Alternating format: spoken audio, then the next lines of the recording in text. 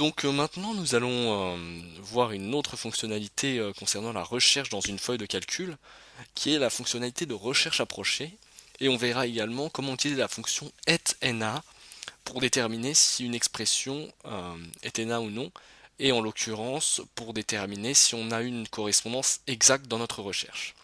Donc vous vous souvenez, dans la vidéo précédente, nous avions effectué une recherche avec la fonction recherche V pour les fruits et les couleurs. Aujourd'hui, on va travailler sur une autre table qui est une table des tailles en centimètres, donc c'est la taille de différents individus. Euh, L'idée c'est de chercher une taille donnée, 180 ici, par exemple, et de regarder s'il y a une correspondance. Donc pour la cellule qui affiche le petit texte ici, je vous montre, c'est juste une petite astuce qui consiste à utiliser le symbole esperluette pour concaténer différentes données. Alors ça peut être des chaînes de caractères entre guillemets, ça peut être le contenu de cellules, ça peut être des contenus de formules, ça peut être tout ce que vous voulez.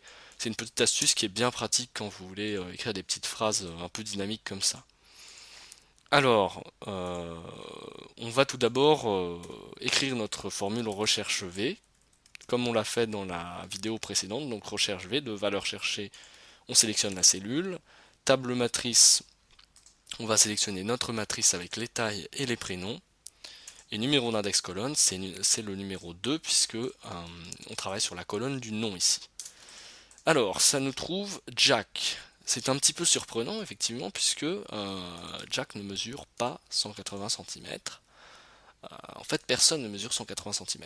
Alors, petite chose, avant toute chose, je vous rappelle que pour que la fonction fonctionne bien, il faut trier par ordre croissant sur la première colonne, hein. Donc ici, c'est trier du plus petit au plus grand, donc je l'avais déjà fait. Si vous avez envie de trier selon une autre colonne, soit dit en passant, vous pouvez faire clic droit, tri personnalisé, et vous sélectionnez la colonne par laquelle vous avez envie de trier. Ici, je trie par ordre inverse alphabétique sur la colonne non, mais ici, j'ai besoin de trier par ordre croissant sur la première colonne. Donc ça nous trouve Jack, et en fait,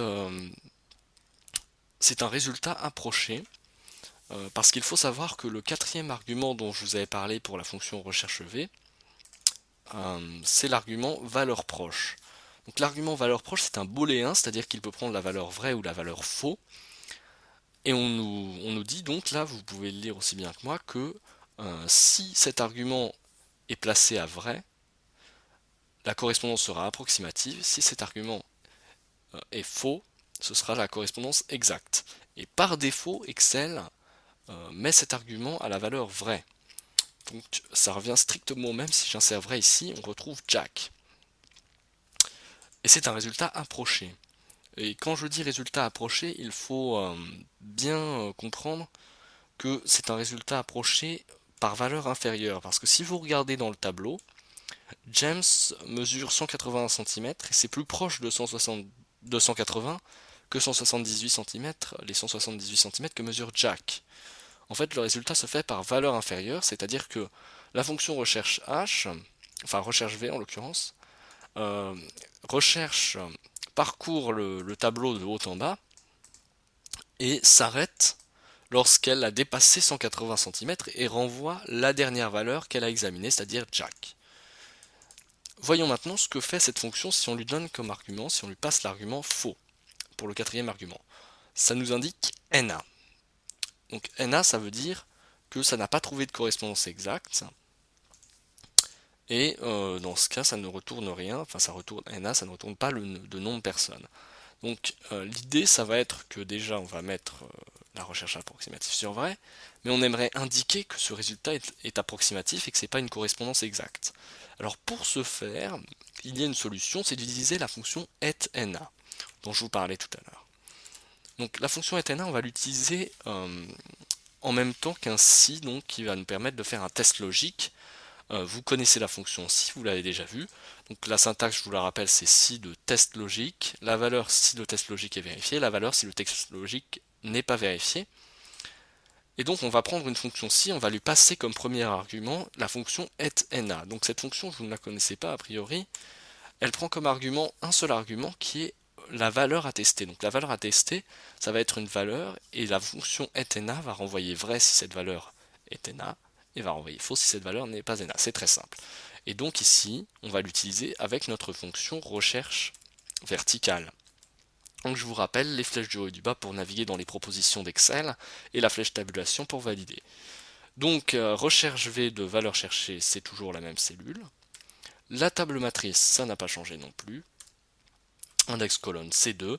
Et valeur proche, on va mettre faux pour avoir une correspondance exacte, bien sûr. Sinon, ça n'a pas d'intérêt, ça ne sera jamais N.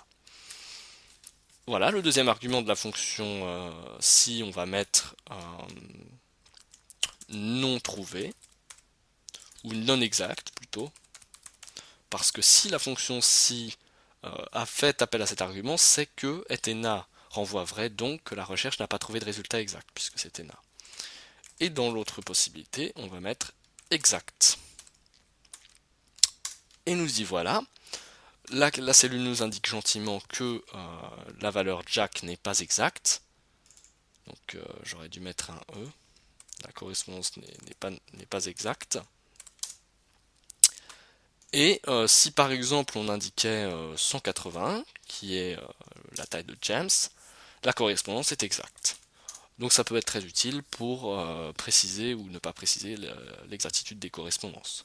Donc voilà, je vous ai montré comment faire une recherche approchée et comment utiliser la fonction etena à l'intérieur d'une fonction si.